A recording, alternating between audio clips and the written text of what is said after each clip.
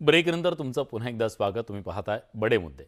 एफडीएनं दूध खरेदीसाठी लागू केलेल्या नव्या फॅट आणि एसएनएफ निकषांमुळे राज्यातील लाखो दूध उत्पादक शेतकऱ्यांवर संकट ओढवू शकतं अशी चिंता माजी मंत्री आणि राष्ट्रवादी काँग्रेसचे नेते दिलीप वळसे पाटलांनी व्यक्त केली आहे.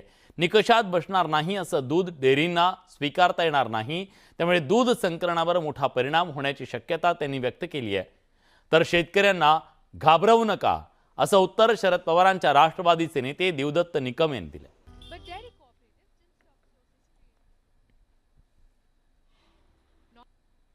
कुठल्याही डेअऱ्यांनी जे दूध कलेक्शनवाले आहेत त्यांनी फॅट 3.2 आणि SNF 8.3 याच्या खाली दूध खरेदी करायचं नाही.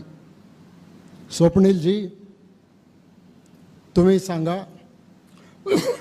शेतकरी या दर्जाचं दूध घालू शकतो का? मग त्या कंपन्यांवर जबाबदारी टाकली की या दर्जाचं दूध नसेल तर तुम्ही त्याची विल्हेवाट लावायची नाही, तुम्ही ते परत करायचं.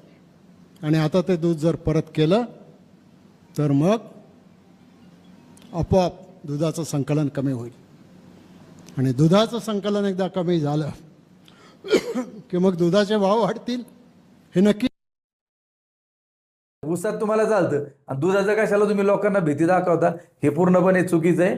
त्यांना तुम्ही स्पष्टपणे विचारलं पाहिजे. आणि दूध संस्थेमध्ये ज्यावेळी दूध गोळा केलं जातं, 100 गवळी जर असतील तर 2 ते 3 गवळ्यांचा शॅम्पल हा 3.0च्या खाली त्या ठिकाणी लागतो आणि 8 SNFच्या खाली त्या ठिकाणी लागतो. पण ओव्हरऑल जो दूध 1000 लिटर 2000 लिटर होतं त्याच्यामध्ये तो शॅम्पल एक क्वालिटीचा मिळतो. आणि सरकारचं जे म्हणणं आहे त्यानुसार क्वालिटीचंच पुरवलं जातं. त्यामुळे लोकांनी काय गडबडायचं, लोकांना यांनी घाबरून सोडू नये.